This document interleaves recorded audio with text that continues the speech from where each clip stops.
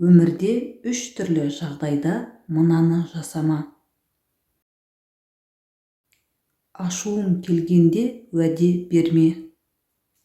Қуанған кезде шешім қабылдама. Қиналған сәтте ешкімге үміт артпа. Өмір саған не берсе де шүкірлікпен қабылда. Себебі әр сәттің өз сабағы, әр адамның өз миссиясы бар. Адам өмірі бір күндік қонақ секілді. Келдің, кетесің, бірақ сол аралықта жүрекке жылу, сөзге мән, іске адалдық қалдырсаң, өмір зая өтпейді. Өмір өзен секілді ағады, ал сен сол өзеннің жағасында отырып, өткеніңе өкінбе, болашағың үшін қорықпа, қазіргі сәтіңді бағалай біл.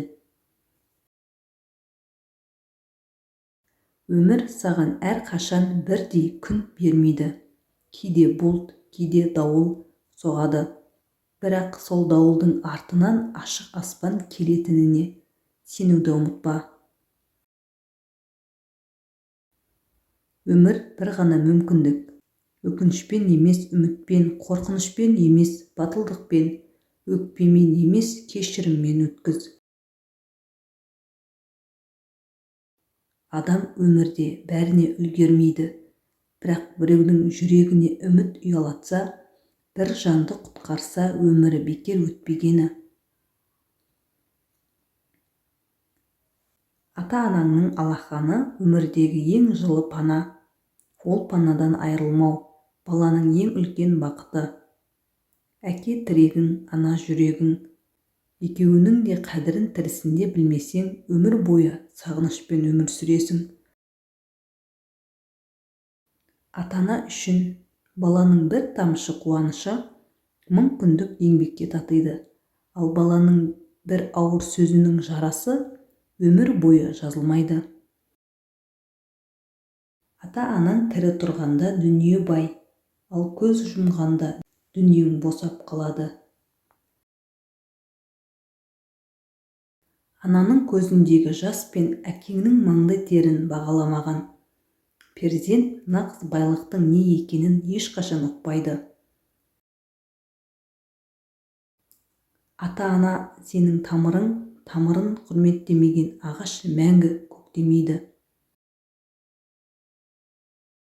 Баланың тәрбиесі ата-ананың өз ісіне, сөзіне, жүріс-тұрысына жасаған айнасы. Ата-анаға құрмет бұл парыз емес, бұл жүректің естелігі, сананың биіктігі. Ана баланың жүрек үні, тағдыр шамы, сағыныш мекені. Ол үн сөнсе, өмірден мейірім кетеді. Ана мейірімінің бастауы, күннің жылуы да, түннің тыныштығы да ананың дұғасымен келеді. Анаңның қолы ауырса, жүрегің сыздайды. Себебі ол жүрек соның махаббатынан жаралған.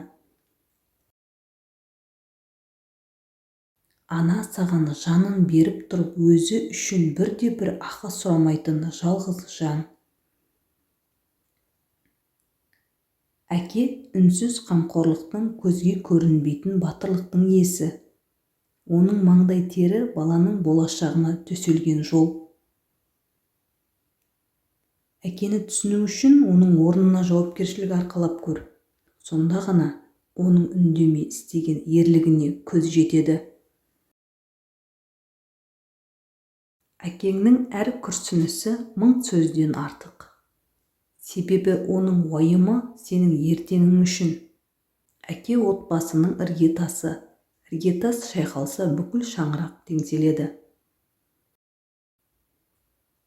Кешірім сұрау әлсіздіктің емес, жүректегі ардың белгісі.